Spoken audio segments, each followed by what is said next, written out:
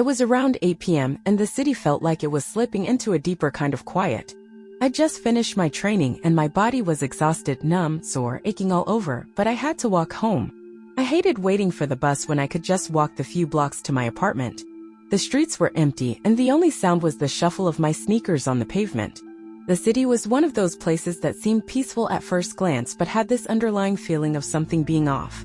I didn't think much of it as I walked, but the silence felt too heavy. I kept looking over my shoulder, half expecting someone to sneak up on me. Probably just my nerves after a tough workout.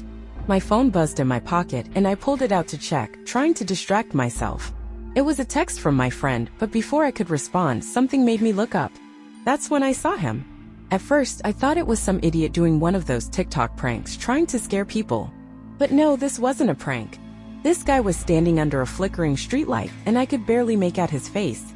He wore this cheap, scraggly clown costume, red nose, oversized shoes, and that god-awful wig that looked more dirty than colorful.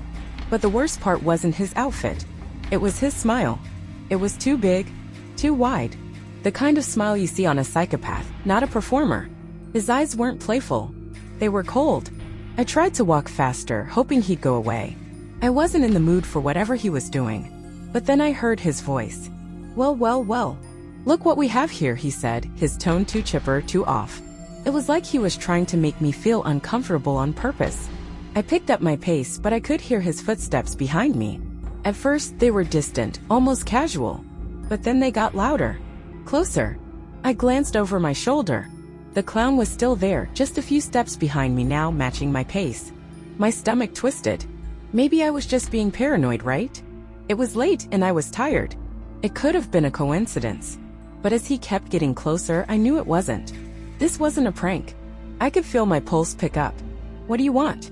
I called out, my voice shaky. He didn't answer. He just smiled. And that smile, it didn't fade. It never faded. That's when I realized it. He wasn't just following me. He was chasing me. I didn't dare look back, but I could feel him getting closer. The sound of his footsteps was unmistakable, like they were right behind me now. I tried to force my legs to move faster, but my body felt like it was frozen, like I couldn't run fast enough. I glanced around for anyone at all who could see what was happening, but the streets were still dead empty. No one around. The city that was always so full of life was now eerily silent, like it had all agreed to turn its back on me. A few more steps and he was directly behind me. I could hear his breathing, slow and steady, but there was something in it, something wrong. It was like he was enjoying this. I didn't want to look back. I didn't want to know what he looked like up close. But I had no choice. I whipped my head around and saw him, grinning wide, eyes glinting in the dim streetlight. He wasn't out of breath at all. Like this was all a game to him. His hands were empty, but I couldn't shake the feeling that he had something hidden on him. He was too calm, too controlled for someone who was just playing around. Come on, sweetie, he taunted, his voice sickeningly sweet. Were you going so fast? I didn't answer. I couldn't. The panic was flooding my chest, making it hard to breathe. I had to get away, but where could I go? The streets were empty, and I was alone. I could hear him laughing now, low and guttural. His steps quickened, and I broke into a full sprint. My heart was pounding in my throat as I pushed myself faster, but I could still hear him behind me, getting closer. Every step felt like it was dragging me down, like I couldn't escape. I passed an alley, the narrow path between two buildings, and for a split second, I thought I could duck in and hide. I made a quick turn, praying he wouldn't see. But then I heard him. He was still coming, laughing harder now, closer now. Where you think you're going? He shouted. I didn't know what to do. I could feel my muscles screaming at me to stop, to slow down, but if I did, I'd be caught. There was no doubt in my mind that he wouldn't stop until he had me. And that thought, that horrible, twisted thought, was all I could focus on. I couldn't hear him anymore, and for a split second, I thought maybe I'd gotten away. My breath was coming in ragged gasps, my body burning from the effort. I stumbled through the alley, desperate to find somewhere to hide. My eyes scanned frantically, but everything seemed wrong, too dark, too still. There was nothing to block him from seeing me if he was still chasing. Then I saw it, a trash can sitting beside the back door of a building, practically camouflaged by shadows. It was my only shot. I sprinted toward it, crouching low and praying that somehow I'd be invisible. I lifted the lid and crawled inside, the smell of rotten food and stale air choking me. But I didn't care. I was too terrified to care. I held my breath, squeezing my body into the small space, hoping it was enough. The sound of his footsteps was muffled for a second, but then they returned closer. I could hear him laughing again, that sickening, low chuckle that made my stomach churn. "Where do you go, sweetheart?" His voice was sing-song, taunting. "You can't hide from me forever." I wanted to scream. I wanted to beg him to stop, to leave me alone, but I knew it wouldn't help. No one would help me. I was alone. I closed my eyes, praying that he wouldn't find me. I could hear him shuffling around the alley, his footsteps dragging as if he was savoring every second of this. The laughter stopped for a moment, and my heart felt like it might explode. I was holding my breath, trying to stay as still as possible. Every muscle in my body was trembling, but I didn't dare move. The seconds dragged on. The silence was suffocating. And then, just as I thought I might be safe, I heard his voice again. It was right next to me. "I know you're here," he said, a whisper that made my blood run cold. "I can smell your fear." I froze. "Please, please, no." My brain screamed, but my body was paralyzed with terror. The trash can lid lifted slightly, and I could feel his fingers brushing against the edge. I squeezed my eyes shut tighter, trying not to make a sound. My entire body was shaking, and I could hear my own heart pounding in my ears. But then, just as suddenly as he'd appeared, he stopped. I could hear him backing away, his laughter ringing in my ears. "Don't worry," he called out, his voice playful again. "I'll find you soon enough. But for now..."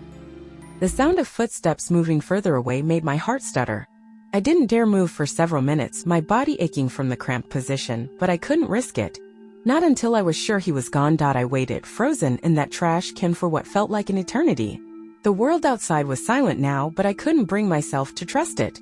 My lungs burned, and I had to stifle every urge to cough from the rotten smell. I couldn't move. Not yet. If I made a sound, even the slightest noise, he'd hear it. I was sure of that. I didn't know how much longer I could keep still without giving myself away. I listened hard, straining for any sign of movement, but it was dead quiet. Maybe he really had left, or maybe he was just waiting, letting me think I was safe. I didn't want to risk it. Then I heard the faintest shuffle of footsteps again. Not close, but not far either. It was like he was pacing. My heart dropped. This wasn't over. "Time's up, sweetheart," came his voice, too cheerful, too light, like we were playing a game. "I've given you enough time to run. Now it's my turn to play." Play? My mind screamed. What the hell was he talking about? I had no idea what kind of twisted game he thought we were playing, but I was sure I wasn't going to win it. Suddenly, the lid of the trash can slammed open, and I was blinded by the harsh streetlight. I froze, eyes wide, heart hammering. I could barely breathe, the reality of what was happening crashing down on me. He was standing there, that fucking clown, staring down at me. His smile was even wider than before, and his eyes were wild, manic, like he was enjoying every second of this. "You've got 5 minutes," he said, his voice oddly calm. "Run. I'm going to give you a head start. 5 minutes to go wherever you want, but don't think I won't catch you. I'll always catch you. You've got 5 minutes, and then I'm coming for you. And I'm going to make sure you wish you hadn't played." I could feel every inch of my skin crawl. His words twisted inside my head. I had no idea what he wanted or what he planned to do, but I knew one thing: I had to run. I couldn't sit there and wait for him to come back. That was death. But then he did something worse. He reached into my bag, pulled it open with one swift motion, and dumped everything out. My phone. My money. All my ID and documents. Gone. My phone was in his hands, and I couldn't even call for help. He was taking it all. He wasn't just playing with me. He was taking everything from me, leaving me with nothing. The weight of it all hit me like a truck. Now he grinned, eyes glinting. "You can try to run, but you'll never outrun me." And with that, he turned and disappeared into the shadows, leaving me alone in the alley with nothing but the cold air and a suffocating panic filling my chest. I didn't wait. I couldn't. The second he disappeared into the shadows, I bolted. I didn't even think about where I was running, just away. My legs felt like they were made of lead, but my adrenaline was coursing through me, pumping my heart so fast it felt like it was going to burst. Every step felt like my last. My mind was racing, my breath jagged, but all I could hear was the sound of his voice in my head. "You can't outrun me. He's still coming. He's going to get me." I sprinted past darkened houses, down empty streets, trying to find any sign of life. My mind was racing. Why had no one else seen him? Was it all in my head? No. I knew it wasn't. The clown was real. I couldn't stop thinking about the game he'd said he was playing, how it all felt so wrong. I had 5 minutes. That thought kept haunting me. 5 minutes until he came after me again. And every second that passed felt like it was pulling me closer to the end. I turned a corner and spotted a building with a single light on in the window. I ran toward it, desperate, banging on the door, screaming for help, my hands shaking uncontrollably. Please, someone, anyone, let me in. No answer. I pounded on the door again, begging, please, please let me in. My voice was hoarse and I could feel the panic rising in my chest. Nothing. The door was locked. I had no time left. And then I heard it. That laugh. That same twisted, high-pitched chuckle from earlier. It echoed down the street like he was right behind me. My stomach dropped. I spun around. He was there. The clown was standing at the end of the block watching me. He wasn't running. He didn't need to. He was taking his time, enjoying it. I could feel the hairs on my neck standing on end, the fear surging through me, my body shaking so badly that it hurt. 5 minutes are up, he called, his voice too loud, like he was savoring every word. Time to play. I couldn't breathe. I couldn't move. I didn't know what to do anymore. I turned and ran again, heading for the next corner. My mind was too scattered to think clearly, but I had to get away. My legs were already aching, my breath coming in painful gasps, but I kept running. I didn't care. I was so terrified, all I could do was run and hope to God I'd make it home. I didn't know what he wanted, but I knew whatever it was, I wasn't going to let him catch me. I couldn't let him catch me. But then as I ran past the last few houses, I felt it.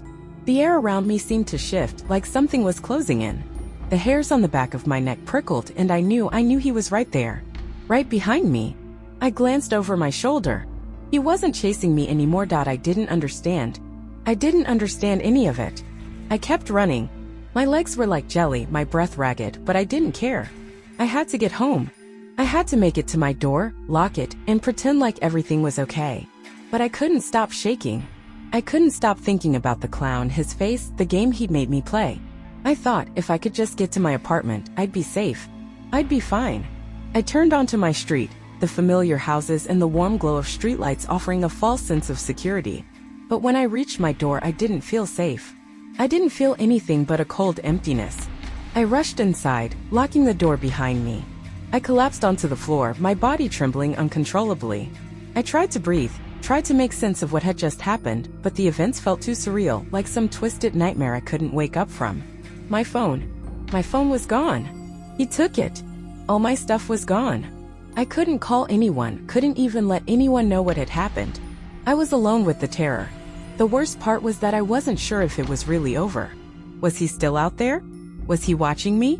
The thought made my skin crawl. I couldn't stop looking out the window, peering through the blinds, expecting him to appear at any moment, that sick grin on his face. I couldn't shake the feeling that it wasn't finished, that there was more to come.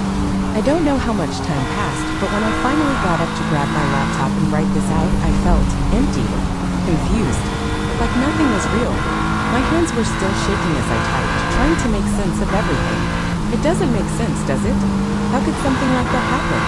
I'm sitting here now, wondering what comes next. Wondering if he's still out there, waiting for me. Wondering if this is just the beginning. And I don't know if I'll ever feel safe again.